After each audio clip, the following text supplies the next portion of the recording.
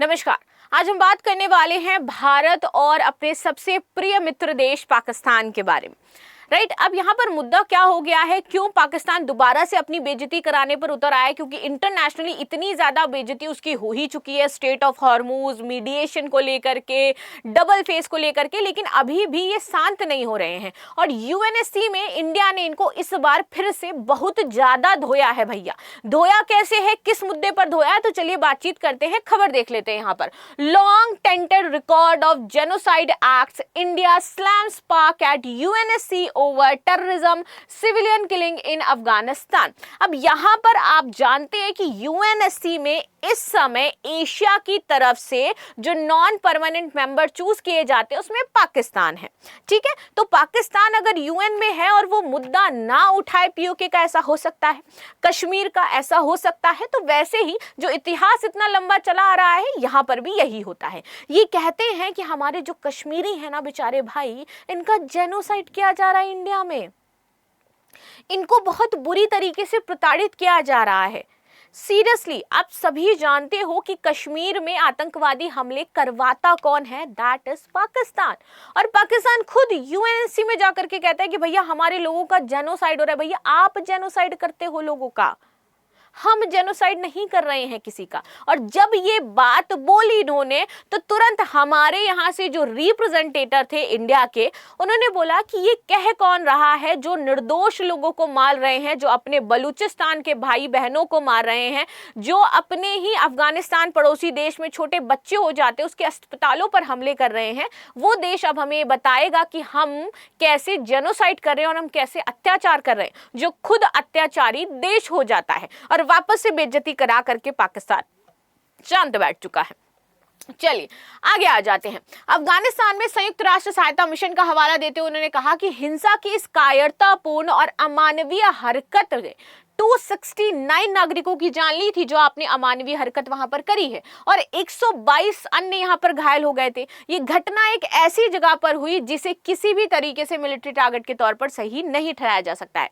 उन्होंने ये भी कहा कि पाकिस्तान का ये रवैया दोहरे मापदंड वाला है, और एक तरफ तो वो अंतरराष्ट्रीय कानूनों के सिद्धांतों के बारे में बात करता है, यूएनएससी में बैठ करके कहता है हम तो बड़े शरीफ हैं, और दूसरी तरफ आप इस तरीके की हरकतें कर रहे हो। आपने रमजान के पवित्र माह में ये कार्य किया और फिर भी आपको समझ में नहीं आ रहा है। यहां पर हरीश प्रवथानेनी जो थे, ये हमारी तरफ से काउंसिल में बैठे थे, और ये पूरी खबर है जिसके बारे में हम बातचीत कर रहे हैं। Bomb its own people, India slams Pakistan at UNSC flag launch and record.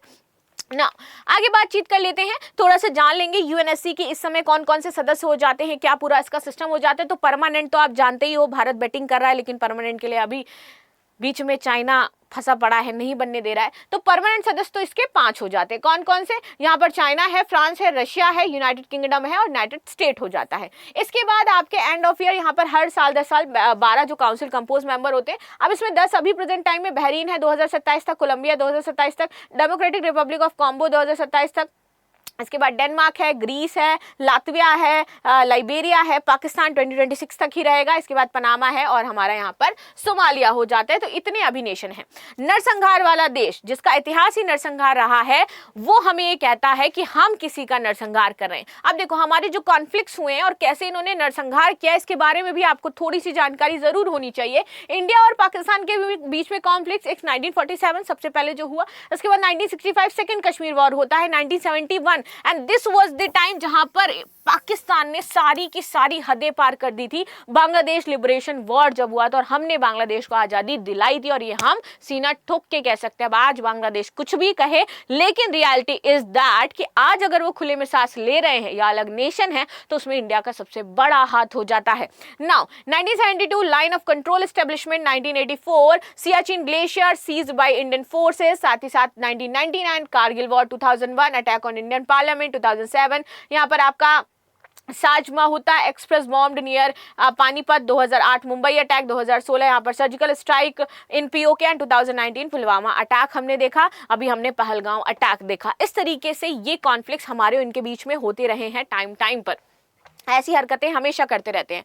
राजदूत हरीश ने ये कहा कि भैया 1970 1 का जो ऑपरेशन हमने सर्च लाइट चलाया था वो पूरी दुनिया नहीं भूली है, जहां पर आपने क्या किया था, जो निर्दोष बच्चे थे उनको सुनियोजित तरीके से आपने वहां पर जेनोसाइड किया, उनके साथ रेप किया। ये पूरा घटनाक्रम है जो इंडो पाक वॉर 1971 में हुआ था। दिसंबर 3 में Pakistan launch pre imperative air strike on 11 Indian airbase, जहां पर 13 डेज तक वॉर लैंड पर हुआ एंड 3843 सोल्जर्स इन्वॉल्व थे। लगभग हमारे 5 लाख इंडियन आर्मी, बांग्लादेश मुक्ति की वाहिनी के 1,75,000 थे, पाकिस्तान आर्मी 3,65,000 थे, यहाँ पर 9,000 यहाँ पर पाकिस्तानी सोल्जर्स थे और इन्होंने लगभग 90 से 93,000 जो आपके पाकिस्तानी फोर्सेस थी, इनको हमने बाद में कैदी बना करके रख लिया था। और इन्होंने जो बांग्लादेशी महिलाएं थी, अपने ही यहाँ के लोग थे, क्योंकि पहले तो आपके यहाँ जुड़े हुए थे ना भाई, बाद में बांग्लादेश अलग हुआ, तो आपने अपने ही यहाँ के जो महिला बच्चे थे उनका जेनोसाइड किया, उनका सामूहिक बलात्कार करवाया अपनी सेना से। This is your history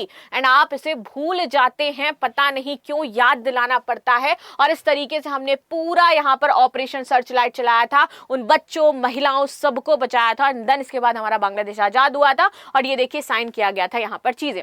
the blood continues, जहां पर अफगानिस्तान में आज भी आप इस तरीके के काम कर रहे हो, स्ट्राइक्स करते हो। पहले आपने ही बांग्लादेश में जो तालिबानी गवर्नमेंट है पर अच्छे संबंध होते थे, क्योंकि टेररिज्म रिजीम हो जाती थी, फिर किसी बात पर आपकी नहीं बनी तो आप क्या करते हो, हमले कर देते हो। आप अपने बलूचिस्तान में सेम काम करते रहते हो और इंडिया को कहते हो कि भैया इंडिया जेनोसाइड करा रहा है। कोई अगर मुझे कश्मीरी देख रहा हो, seriously I want to know the ground reality, क्या सिचुएशन हो जाती है वहां पर और पाकिस्तान ऐसा क्यों करता है, इसके पीछे का कारण सिर्फ और सिर्फ कश्मीर मुद्दा हो जाता है। उनका कहना है कि भैया कश्मीरी शांति से रहने ही नहीं चाहिए, इसलिए हम ये सारे काम कर रहे हैं। इसी टाइम यहाँ पर आप देखोगे यूएन नामा एक आया था, जब पाक हमले से अफगानिस्तान में बेगुनाहों की मौत हुई तो यूएन में आप देखोगे 13 लोग मारे गए थे, 7 घायल हुए थे, जिसमें महिलाएं, बच्चे शामिल थे।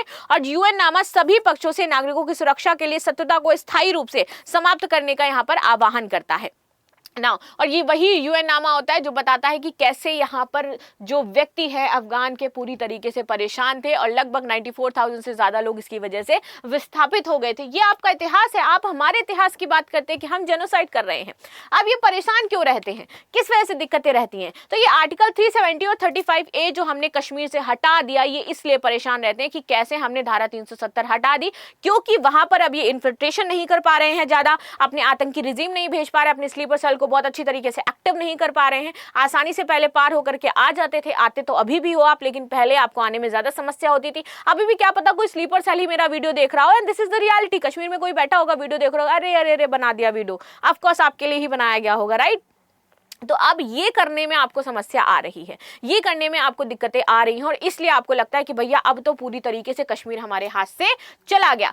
5 अगस्त 2019 इज द टाइम जब हमारे होम मिनिस्टर अमित शाह ने यहाँ पर रिजोल्यूशन लेकर के आए थे आर्टिकल 370 को एबॉलिश करने के लिए और जम्मू एंड कश्मीर को यहाँ पर एक स्पेशल स्टेट देने की बात की जा रही थी कि हमने तो वैसे अब इसको बना रखा है केंद्र शासित प्रदेश, तो अभी स्टेटहुड की बात करी जा रही है, देखते हैं कि क्या सारी चीजें होती हैं। और उसके बावजूद जब ये सारी चीजें हुई थी तब भी पत्थरबाजियां हुई थी, तब भी इस तरीके से दंगे भड़कवाए गए थे ताकि लोग इस तरीके से कश्मीर में शांत ना रह पाए, क्योंकि जैसे ही कश्मीर प्रोग्रेस करने लगता है, जैसे ही वहां पर शांति होती है, जैसे लोगों की आजीविका ठीक हो जाती है, ये तुरंत एक हमला प्लान करते हैं और सब कुछ कश्मीर के लोगों का तहस नहस करते हैं। और इस तरीके से उन्होंने बताया कि भैया जो आपकी स्थिति हो जाती है ना प्रेजेंट समय में, कटोरा लेकर के जो आप भीख मांग रहे हो, वो दिन दूर नहीं जब आप खुद सिंध, बलूचिस्तान, पंजाब, खैबर पख्तून में टूटते हुए नजर आएंगे, बिखरते हुए नजर आएंगे और कोई भी आपको बचाने वाला नहीं होगा। साथ ही साथ हमने इसका बदला भी लिया था जो आपने पहलगांव में किया था कि आपकी इंडस वाटर ट्रीटी हमने सस्पेंड करी और पानी के लिए आप आज भी रो रहे हो।